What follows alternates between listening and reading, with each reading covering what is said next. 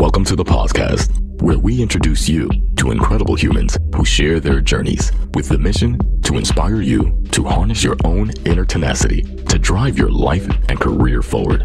And now, your host, Adam Posner.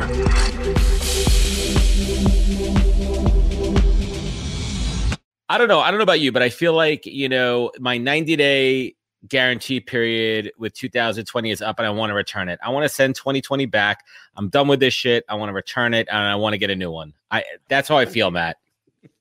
I got mixed feelings on all that because I don't know, as challenging as it's been and some of the stuff that's been super hard and has really triggered me at times. At the same time, I'm like, wow, it's like, this is crazy to experience history. Oh yeah. Like, as long as this doesn't get too out of control, like, all right, we can reel it in soon. But at the same time, I'm like, man, this is wild.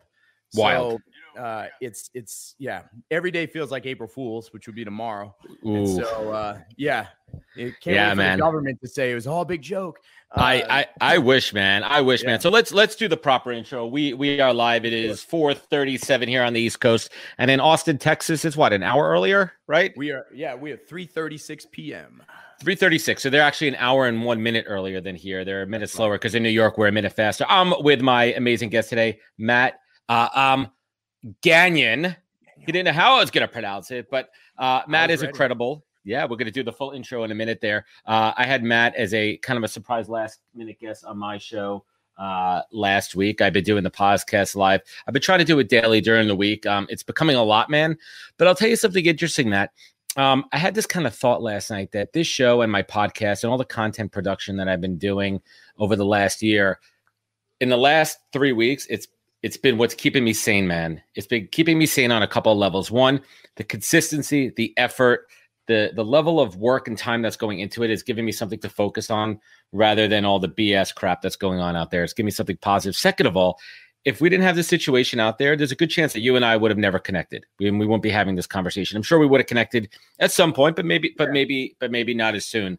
And I'm happy and I'm able to create this amazing content and have conversations with folks like yourself and learn more about you and what you do. So for anybody watching, Matt and I were going to have a offline connection, right? We were going to take it offline. We were going to have a networking chat, but I said, you know what, dude, we're gentlemen of the people and we are going to take it to the masses and show people how we do it. So as I mentioned before, Matt came on my podcast live, but we had some other folks there. So we really didn't have a chance to connect and bond and kind of bro it out. So, something that I always like to ask, I'm a recruiter by trade, Matt, but like, tell me who you are and what you do best, brother. Oh man. And look, we're still going to have an offline talk. That's going to happen. But who I am is probably more important than what I do. So first and foremost, like, I'm a father, I'm a husband. Those are the two things I'm most proud of. I've always wanted to be a dad, and I absolutely love it. It's probably the number one reason I made a career change so I could be home with my kid every day. But I'm also somebody that loves to break rules. My number one thing that I go after with breaking rules is those that are unwritten. The things that people think you can't do, but it's not written anywhere. Especially on LinkedIn, everyone's like, you can't do that on LinkedIn. I'm like, where is it in the user agreement? I don't care. So push the limits. Rules. Yeah. Like writing about topics you're not supposed to write about. Like, I love that stuff. I'm a rule breaker. I'm a music fanatic, vinyl records, old school music, classic rock, playing the guitar, singing. That stuff keeps me sane. Nature is my big thing, and I'm very passionate about serving others, especially making sure that no one feels alone in this world with how they feel. I'm a big mental health advocate. And, I think I'm actually pretty funny too. That's probably something on the list. Yeah, no, I'm pretty hilarious actually. But I hear that people say that they're funny. Like when someone says like, oh, I'm actually funny, that they're not really that funny. No, I'm hilarious.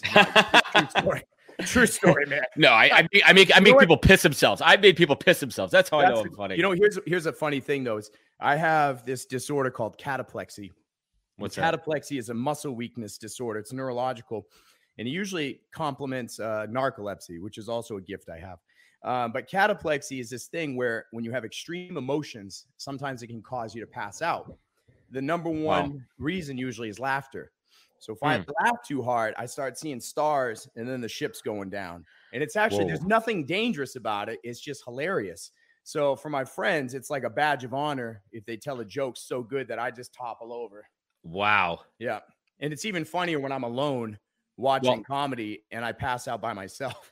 I was about to ask you, we'll get to that in a little bit, right? Like, so what's the protocol if you're alone? Like, let's just say this conversation gets, real funny and you pass out. Do I have to literally like call your neighbor from here I'll be in fine. New York?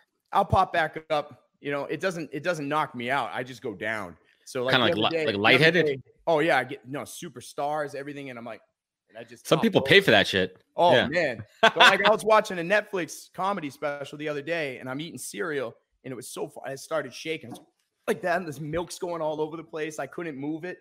Like I was like, no. Where were you watching? Tom Segura, Ball Hog. You're the second person. You're the second person in 2 days who told me that, so I'm going to put that on my radar. You got to put it on your radar. So I watched that. Well, that's on my radar. I watched Pete Davidson, which I thought was pretty funny. Yep. I thought it was okay. Like, it didn't make me lose it. The Last Comedian, I thought the last Dave Chappelle special was absolutely, he pushed the limits in every, that was, I think, the point of it. He literally pushed the limits in every way. But the last, what was his name? Louis C.K. And I think it's been long enough where we could talk about Louis. He did some things that, like, you may not want to do. Can we talk about him? Yeah, no, I like him too. He's pretty funny. Well, I don't want the LinkedIn police to get me on there, we were a couple of years ago, we were at Madison Square Garden, and I really had one of those instances, and maybe I have that what you have, where I laughed so hard, I thought I was having a heart attack. I felt it. He was talking about, I can't really talk about what made me laugh there, but it had to do with two New York City subway rats that were lusting after each other. We'll call it that. And it just got me hysterical, but we're going completely off topic here, and that's usually fine. But getting back to your day to day, man. So you're in corporate America. Like, what happened there? What was your kind of epiphany moment where you're like, you know what? No, been there, done that. I'm done with this shit. Done. I'm out of here. Yeah. No, it was right around my son was born in 2013, and with my wife almost not making it through the birth. It was a pretty big, scary moment. And then a month after that, my dad died just out of nowhere. Oh, man. So that was a huge wake-up call, losing my best friend, man. I'm sorry to hear. Literally, but he was there for the birth of my son. Like, he got to meet him for like one day, you know? And so, like, when he passed, I got to say I love you one more time before he passed, not knowing he was going to die. Not many people have that opportunity. No. And I was really blessed when he passed and there was nothing left unsaid. So that was a pretty big defining moment. And then it hit me later that year, like probably a couple months after, where I was just like, this traveling 25 nights a month thing, not being able to see my kid, like, except on weekends, not knowing what kind of life is that? Like, it's not a life. It's like, oh, but you have this 6-figure salary. You got this nice car. You have this, you got everything going on. Everyone's so happy for you, but then you feel ungrateful because you want something different. I'm supposed to feel grateful, but I wasn't. I was miserable. I was so unhappy. It were just days I break down. So it was a pretty big defining moment. And I remember, I changed companies. I went to Carter's, and man, my district was crushing it. We were doing so good. And then there were 2 weeks in the company where the whole company was underperforming. And everybody was all of a sudden, like, all these meetings started happening. People were like, we need action plans. We need you to come down on your teams. And I'm like, it's 2 weeks. I was like, right now our teams need us more than ever. They don't need fear. They don't need us coming down on them. I'm like, and it just hit me. I'm like, we're selling friggin' shirts and shoes. We're not curing cancer. Exactly. I didn't get the Kool-Aid anymore. It's like the Kool-Aid didn't work. And I was like, wore off. No, I'm tired of making people feel excited about working on Thanksgiving. Like, yeah, let's do it. Let's screw our families. Let's be away from our families. Yeah. And it just didn't make sense. And I'm not down on people who love their retail jobs, because there are parts of it's really fun, but it just didn't make sense. I felt called to do something bigger in this world. And so that was the big moment where I was like, that's it, I'm done. And then it finally kicked off when my health started failing me. I could feel it. And all of a sudden they were putting me on more and more prescription pills, and it was getting worse and worse. I was like, maybe I don't want another pill. Maybe it's the job.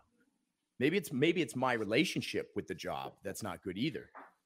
So unhealthy. Once I got so sick, I couldn't work anymore. My mental health crumbled. My physical health crumbled. I was like, that's it. And it was April 10th, 2015, sitting in the parking lot of my doctor's office. I got diagnosed with a handful of more things. And I just sat there thinking, I was like, and again, my boss is calling me left and right? Like, because we have to get this loss prevention audit done really quickly.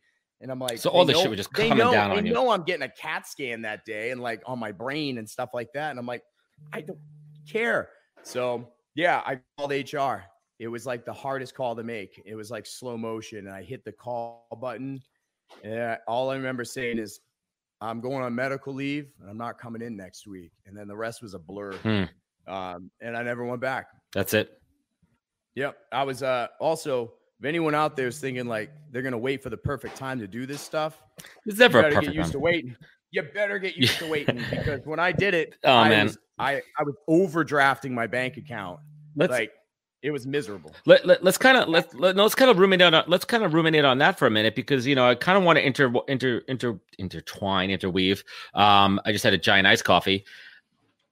Me too. This time, and Gary Vee is calling it a pause, to quote Gary Vee for a minute here, and I think pause is really interesting. Where maybe people could take a deep breath and say, you know what, I've been working my ass off for a really long time and I'm not enjoying what I'm doing. Maybe this is the universe's way of telling me to kind of evaluate and think about what's next, or if I should still continue on this path that I'm on, right? Yeah, absolutely. I think hitting that pause button and taking an evaluation is a huge thing. That was the first step. Hit pause and asking yourself, like, is this the legacy I want to leave? And is it all worth it? And once I said, well, I've got financial pressure, and I'm like, well, I created my financial pressure. This is my fault. I bought this house. I bought these things. Well, this is my fault. So I got to take accountability for it and say, do I really need these things? Because I heard a lot of my clients, they bitch about like, oh, I can't. I want this so bad. And I'm like, not bad enough, because your actions show that you don't want it, because you still have all these nice things that you exactly have. So I'm like, your actions say that you want to keep living the life you have. You kind of hit the nail on the head there. There's two things. One, it's accountability. And for me, and I don't want to go too deep into my story, but I actually will, because tomorrow's the 5-year anniversary of me getting fired from VaynerMedia. And that was also the anniversary when I took accountability in my own actions and really said, everything that happens in my life is me. And I gotta take accountability for it and make those changes. The accountability piece, why is it so hard for so many people to actually stop for a moment and say, you know what, this is in my control. This is what I'm responsible for. This is what I can do. And this is what I legitimately cannot do because it's out of my control. Like, this virus is out of your control. How you react to it and respond, that's within your control. Yeah, people don't take accountability because it sucks. It's hard. Yeah. Hey, quick PSA. Hi, this is accountability on an ad on the podcast. Just reminding everybody that I suck. Thank you. Yeah, no, it sucks taking accountability. It hurts. It means you can no longer be a victim. And it also means you can no longer be right. Like, we argue about these things. We don't take accountability because we're defending our stance on being right about what we do, And so every day I've got reasons to be, have an excuse. Every day when I look at all the different medications that I have to take, I'm like, oh, they're all my excuses. Those are all my crutches. I can say, well, I can't do this stuff. And I'm like, nah, those are all the things that show me how I'm just thriving and overcoming stuff in life. I take accountability for all the things that I have and how I can crush it every day. Yeah. So taking accountability is the first step into like embracing your call to adventure and like experiencing real transformation. Because everybody wants transformation, but nobody wants to do the climb to get there. The work, you got like in anything, fitness, like emotional, physical health, it's the work. So I want to get back to your story here. I'm really interested. So now you're on medical leave. You've kind of already decided, I'm done with this crap. I'm not going back to corporate America. But like, what was that thought process? What was that journey to get you from that day in the parking lot to where you are now? Man. So I had already started going to coaching school, the Coaches Training Institute. I was halfway through it because I had started that in September 14. And so I'd already found my calling in life and started pursuing it. But again, waiting for the perfect moment to do that jump, and so to do that full time. But there I was, on medical leave. I probably have enough physical energy in me now to work 20 hours a month. And my mental health was a disaster too. So instead of grinding away at building my new business, I knew I had to do things differently.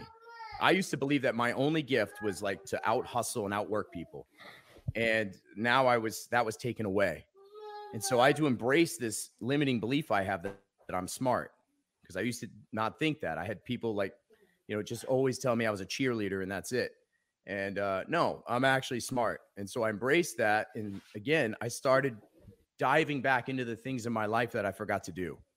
Like I forgot how much I love music, and I forgot how much I love volunteering. It had been years since I volunteered, like working with kids, leaning into faith. Like I hadn't, man, there were all these things. Being your passion outside, came back. So, my passion. So instead of investing all my time into work, I invested into redesigning my life. And then I built my work around that. Awesome. And it was very challenging because, again, negative bank account most months. Well, yeah, this journey is going to take you. It takes a while from going from that nice 6-figure salary and making that pivot, right? There's a pain in the pivot. There's pain in the pivot, and I think that's what people are scared of the unknown. Yeah, no, absolutely. It's the unknown, and there I was in the middle of it. So yeah, I had to not reinvent myself. I had to rediscover, because all the things I was starting to do were all things that I used to love doing, a long time ago. So, and every time I did one of those things, it like poured more energy back into me. And so when I did work those 20 hours in a month, man, I was like so productive. My creativity was alive, and I just started like just on fire. And so, and again, I didn't have a dime in my pocket to buy any kind of marketing tools. I didn't have anything to build a website or business cards. There were times I didn't have gas to even go see a client in person. But every time I thought of a tool that I wanted and I couldn't pay for it, I just found a way to design it myself. Right. Hack it. And I spent most of my time building my pitch and being able to articulate, what do I do? What do I do? What do I do? So I was like, look, if you can't talk about what you do to a total stranger at Starbucks, you have no business buying any marketing tools. No. And how could you sell it to anybody? Who's going to trust you? I mean, pause on that for a second. I mean, the elevator pitch is such an essential key for anybody, right? Like, especially in this time now when you have downtime and either you're thinking about a pivot, you're thinking about reinventing yourself, you're thinking about doing something different. Before you figure out the end game, you got to start with the foundation. You got to build, all those pieces. So let's talk about your coaching practice. And I find it fascinating whenever I talk to coaches.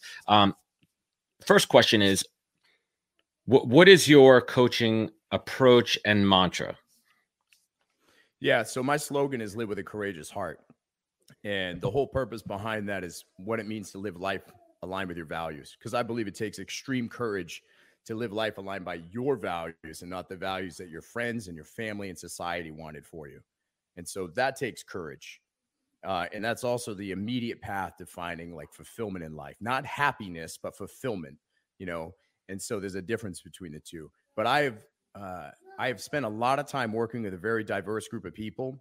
And I did that specifically to discover what my niche was versus just deciding what it was one day and going out there. I want to say, who gravitates towards me?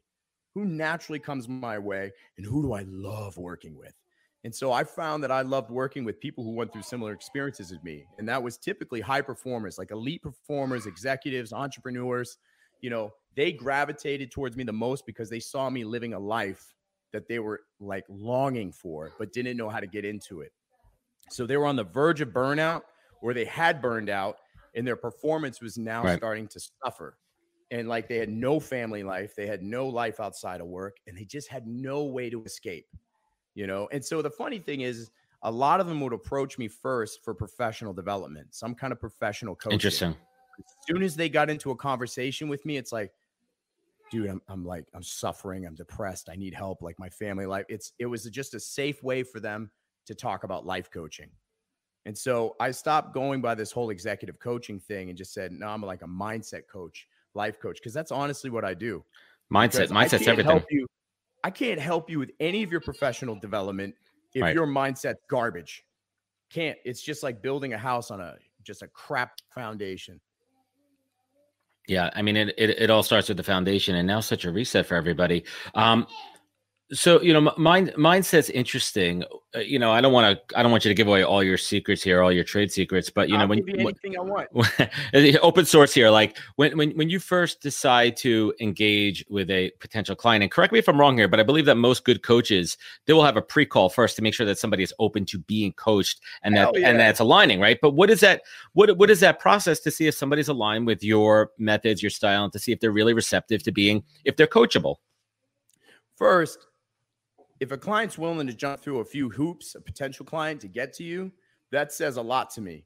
So if they're willing to go first through like an email screening, or if they go through my virtual assistant first now. And so she'll send a message out and she'll tell them exactly what I'm looking for and if this is the right fit. And I also make it very clear that this is going to be a paid coaching relationship first, that they are going to explore a, financial and time commitment. And if they fit some of that criteria about, like I just talked about, executives, high performers, elite performers, they fit all of that category and what they're looking for, then they respond and say, yes, that is what I want. I meet that stuff. And then she will help schedule the complimentary session. And look, I'm willing to invest some serious time into somebody in the beginning, because this is a big deal. This is expensive. Yeah, it's huge. Because I'm giving people, I only work with 15 people at any given time, because I want to be dedicated and committed to them over those next 6 months. So I'm going to invest some time, because I need to see if it's the right fit. Not for just you. Not you. You're not just picking me. I'm picking you too, because I want to work with people that I would want in my inner circle. These are people I'm like, yeah, we aligned. There's the people you want on your team. You want on your, this is your team, because this is your job. This is your business, and you're choosing the people that you work with, and they're choosing with you. It's very much like dating, right? Yeah. Are there like a couple of like initial questions so you can kind of gauge their current mindset? Like, how do you do that litmus test for their current mindset? Yeah, I have a series of like 5 questions that go out to them when they schedule the appointment. And I think one of them that I think is really of value is asking them, where do you give your power away and to whom? And that question throws a lot of people off. They're like, where do I give my power away? And it's a time to get very honest, and think to yourself, like, where in my life am I? Because a lot of people say, oh, people are robbing me of my energy. People are taking from me. I'm like, no, you're giving it to them. Nobody steals from you unless you give it to them. So that question gets a lot of people thinking and gets their head in the right space too. And I also ask them too, like, look, if you're paying $100,000 for this, what would you want out of it? Because honestly, I'm going to act like $100,000 coach anyways. I'm going to perform that way.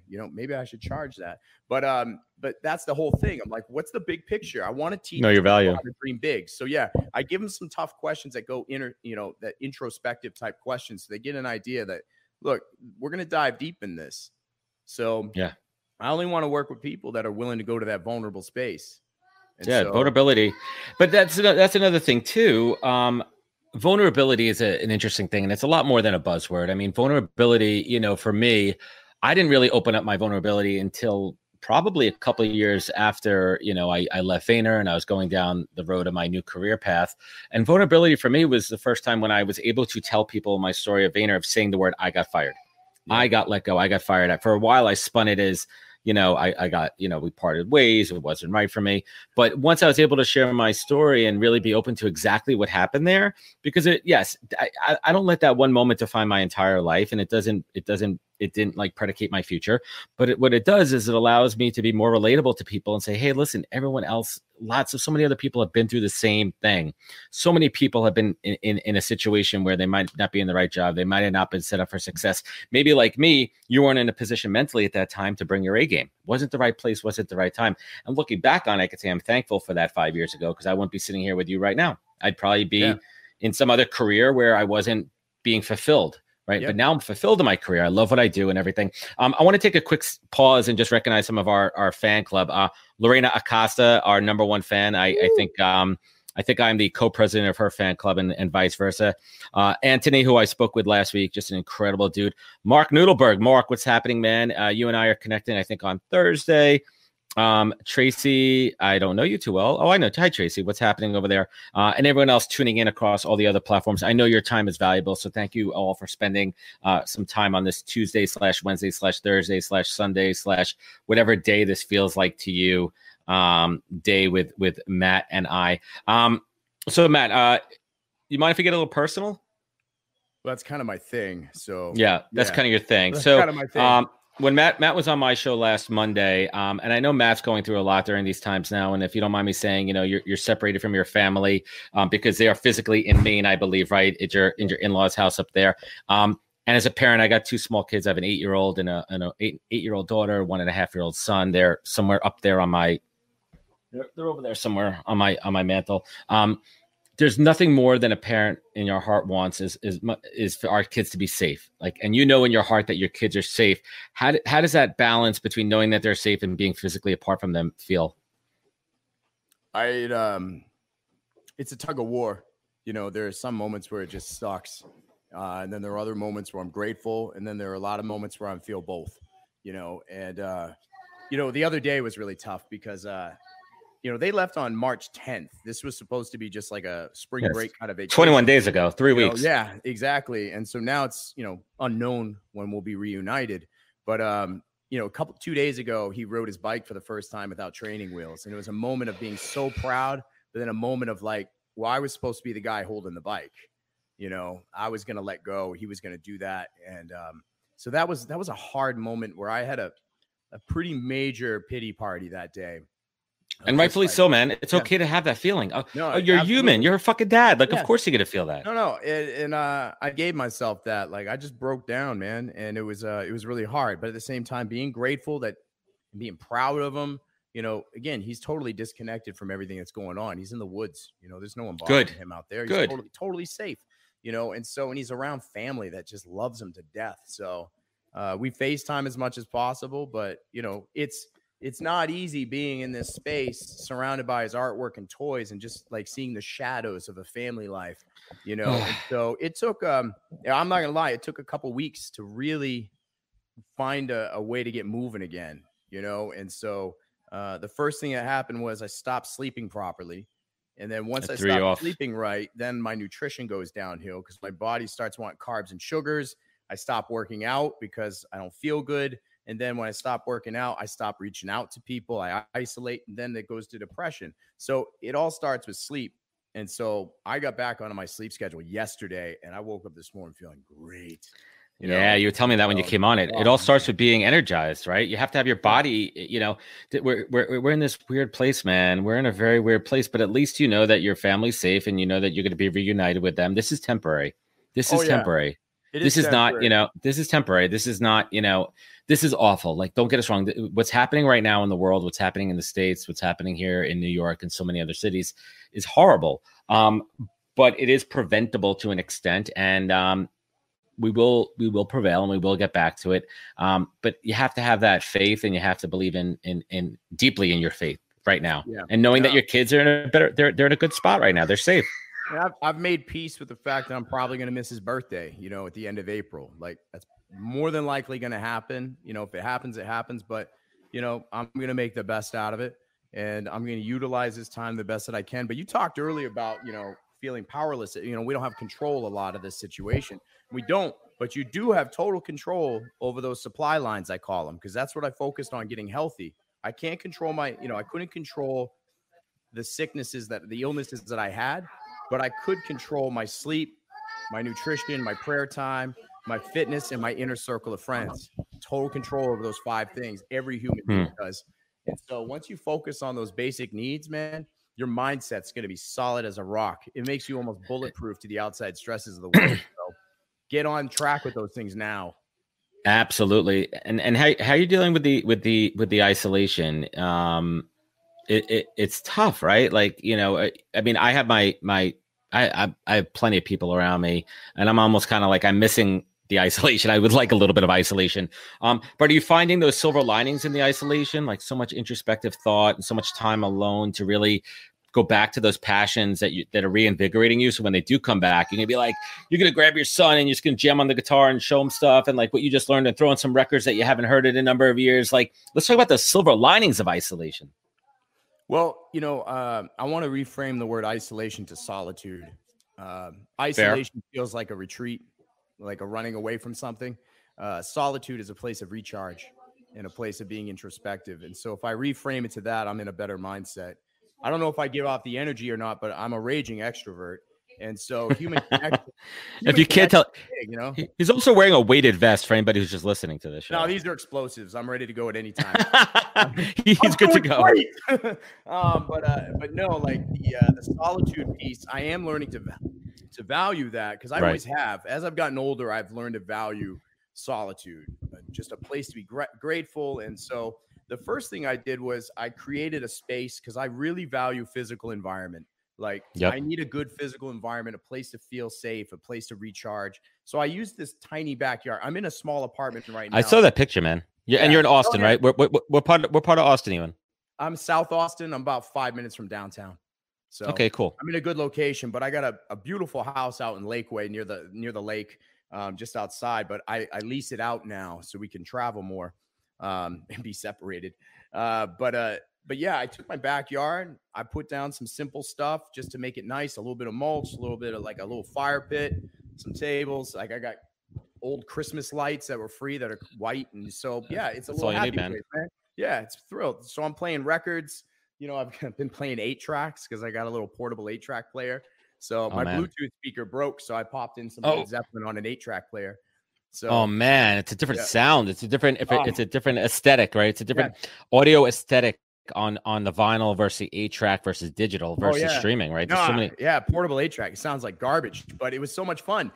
So it was great. You know, it just, you know, you get creative and resourceful during this time period, or you can just be totally miserable, or you can be totally crippled by the possibilities of what to do. I've heard so many people going, there's so much I could be doing. I need to utilize this time. I need to take advantage of it. And so they just think about, how am I going to do that? I'm like, just do something.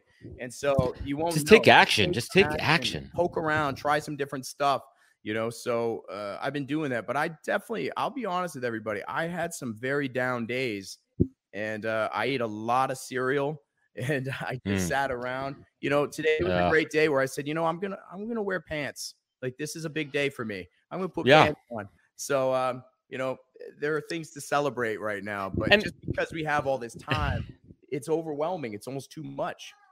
Yeah, you got to find your outlets out there. And listen, there's some people that, you know, I'm lucky. I have a very good situation here. I mean, I lost my office space because it's a public space, got closed. So now I'm broadcasting, you know, from my den, which at first I was a little hesitant on, and now I really love it. You know, I'm in my baseball seats. These are my prized possession. I'm sitting, and you really can't see them here. Man, I love that. These are seats for Shea Stadium here, that I love. And yeah, I'm a Mets fan, and like, I'll give you a little tour here. We redid this room last year. It was our least favorite room, but now look, it's literally, this is our happy place. Yeah, baby. Right. And we turned this room around, and it's our favorite room. I got the kids stuff there, and then behind me, I got the mantle. We got all of our tchotchkes up there. But this is our happy place, and it turned out to be, now it's my happy place. Sorry for the bad camera work here. But it's making the best out of a shitty situation. But the other part is there's a lot of people out there that don't have this. So I'm very mindful about, you know, talking about what I have and my creative process and everything. And I think it's so crazy, dude, because we are physically so disconnected from everybody. But I feel this is the earth telling us to pause and reconnect with humanity, reconnect with our loved ones, reconnect with our family. And we're going to get through this, man. Yeah, I'm encouraging a lot of my clients to start redesigning their life so that when things do pick back up, they can figure out how to design their work now, their career around that life. We got to find a way to take some of the things that we design right now and hold them sacred and not just forget about them, because it'd be so easy to go back to business as usual. So I hope that this is a redefining moment and a call out to people's lives. So, but yeah, there's so many ways to stay connected with people. And so I've done my best to try and FaceTime now, do Zoom calls, you know, whatever possible. Like, look, performing music is a big thing for me. Like, I love to perform open mics. I sing usually every week. I do a set, and it keeps me off the news. It makes me happy, you know? And so, positive. Yeah. But now there's like a Facebook group, the karaoke quarantine, you know, and they've got a couple 100,000 people on there now. It started crazy 2 weeks ago, and you go on there, you can submit videos. You could play live. So, you know, some nights I've gone in there, I've just played for an hour live, and there's people all over the country that are listening in. And hey, you got new fans. Yeah, it's new fans. And sometimes I just start talking about, you know, I start doing almost pieces of the TED Talk that I was supposed to deliver 2 weeks ago. And I'll do it in November, but I just start sharing it with people. I'm like, hey, you know, but I'm there to serve, and I'll do it through music if I have to. And I don't care if I screw up or play bad. I'm just there to connect with people. If you don't, I love it, man. If you don't mind giving us I don't want your whole TED Talk, but what's your TED Talk going to be about? Well, the title of it is Live with a Courageous Heart. It will be about values. And honestly, it kind of starts with this idea of when I was a kid and being this, like, I was well known for being a champion at hide and seek. you know, as a kid. I loved that game. And you beat Sasquatch. You beat Sasquatch at hide and seek. Yeah. I would hide in dark spots and mud. I would hide in water if I had to. You were a chameleon. Whatever I had to do. But the cool thing about that game is that if somebody found you, they still had to tag you to be out. Like you had a chance to run like hell. Right. It's one part to find you, but they still had to catch you. So I'd run like hell. Good luck catching me, because we played at night. So it was awesome. Like we were like young teenagers at the time. And so I run like hell. And the thing is that I was so good at that game, I never stopped playing, because by the time I got older, I was still playing it in life, you know, and I was just doing it now in the real world. I was constantly hiding, you know, with these masks that I was wearing. And it got to the point where I couldn't find myself anymore. You know, I was so well hidden. And if anyone did get close enough to see me, to see who I really was, I'd run. Like, I'd run. I wouldn't let anybody see what was going on underneath. I had to check off all these boxes and be the good boy and be successful. And so, yeah, I lived life with values that were defined by others, and I allowed myself to, but I stayed hidden for a long time. That's deep, man. I'm really looking forward to eventually hearing that in November. So Matt, I want to close things off here with a couple of questions that I love asking every guest, because the perspective is incredible. What's the greatest piece of advice that you've ever received that you take action on every single day? Greatest piece of advice that I've received. Sorry, I wasn't trying to lower my voice. Allergies. I'm going to talk lower. Let's get personal. But some of the best advice, you know, that I've heard is that I've been given is just like, you know, quitters stay down, you know, winners get back up. Next to also, money is infinite and time is finite. And that one's really powerful to me, because I know myself at one point in time, and I know others that really put their value into money. And money is always going to be there at some level, but your time is finite. You only have so much of that. And so you got to decide, how do you want to spend that time? Do you want to spend it chasing money? Do you think that's really going to make you happy? You know, hey, your kids are happy. They're going on vacations. They got all this stuff, but they don't have you. So what are you trying to teach them? So we've got only so much time in this world, and I have to constantly remind myself of that, along with, you know, even my own, not to say it's my own advice, but it's my own identity that I choose to take on. And that is the courageous heart. And that identity statement says, I am the courageous heart that passionately beats to serve and empower the hurt, broken, and lost. That's an identity, a purpose for me in life, not just a career, that I remember every single day when I step out of bed. I'm like, I got to remember who I am in life, and that's how I walk through every day. That's powerful, man. Thank you for sharing. And Matt, what, you know, during this time, I mean, I only know you for about an hour and 15 minutes total of life right now, but I'm getting a good sense of kind of, I'm scratching the surface here, and I know that you're seeing the positive in this every single damn day. You see the positive, you see the light here. What's that one big silver lining that you've experienced so far? You know, there are days when I feel like I've been training for this event my whole life, because I've already been through a lot of stuff. But I think the silver lining is how I can serve others right now, because I am no beginner to adversity, you know, and so I feel like this is my chance to step up and serve. So I can be there for people right now, and I've got people who'll be there for me. So yeah, this is a chance I'm forced to be alone right now and to take some introspective time. I'm also challenged to face some of my own stuff that would really trigger me during these time periods. And I really don't want to, but I'm being challenged. I do the work too. I want everyone to know that I do my own work. I'm not perfect. I got my stuff, and I have my own coach. I got my own circle, but that's been the biggest thing, is knowing that I've been training for this my whole life. And this is a time where I can serve. And I'm not talking about a career perspective here, just serving the world. And that's why I put my number out there recently. I was like, look, you got stuff going on, call me, text me. I'm here for you anytime. I got you, you know, and I just want people to know they're heard and they're seen. Even if they don't call or text me, you're heard, you're seen, you're not alone. I love it, man. And last but not least, you've been through some dark times when you've had to really dig down deep and harness that inner tenacity. And on the other side of that too, when we get through this, when your son was born, and you wanted to show extreme gratitude, what pulled you up, Matt? What is your North Star? Oh, that's faith. Yeah. No, for me, like, it's God. Like, I've got a lot of faith. Even when I was angry at God and I was mad, you have to believe in one in order to be angry at one. So, I lean into faith quite a bit, and so, there's honestly, on my LinkedIn profile, I'm not preachy about it, but like in my LinkedIn profile, I've right on my headline, I've got a scripture there. It's a value of mine. I'm not going to hide it. People told me you can't talk about it on LinkedIn. I'm like, well, I can talk about anything. I'm not Bible thumping. I'm just sharing my value. But that scripture just says 1 Samuel 17:48. It just says David ran towards Goliath.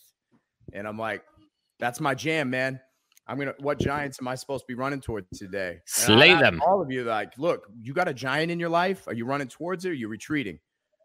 So you can't give that power away to that giant. You run towards that thing and you'd be surprised. Actually, it's not that big of a giant after all. Once you start running towards it, it's actually pretty small. And the closer you get to it, the smaller it gets. Yeah. Matt, I love our conversation today, brother. Me too. This is a good one. Aho. Yeah. Where could folks find you? Where could they connect with you? Where could they learn more? You can't see me in person because that's dangerous. He's got the bomb vest on. I'm a disease-free person, actually.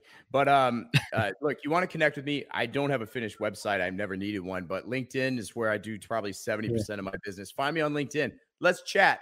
But direct messaging is usually hard for me there. So connect with me there, but you can email me, matt@lifestorycoaching.net. And you can find me on Instagram.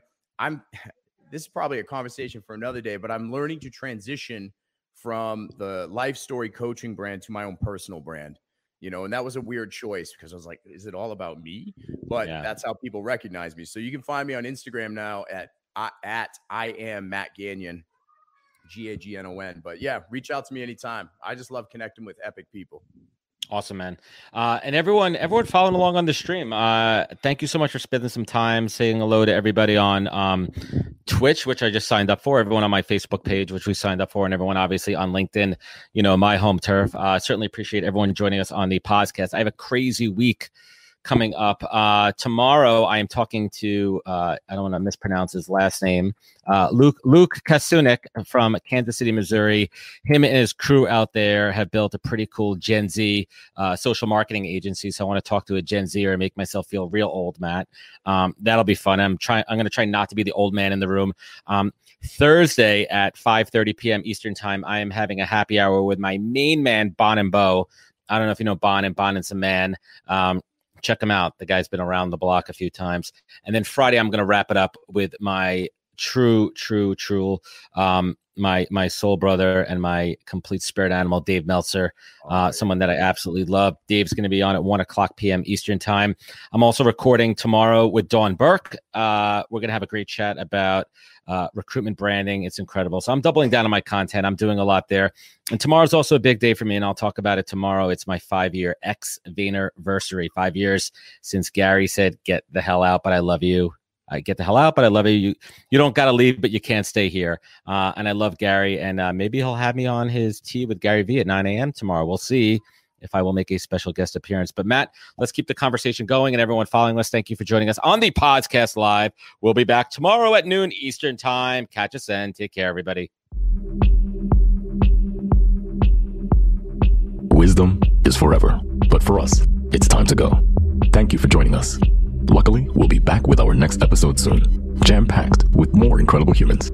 Thank you for listening, subscribing, and sharing. To join the conversation, search the podcast on LinkedIn. And to catch up on past episodes and more info, please visit www.thepodcast.com.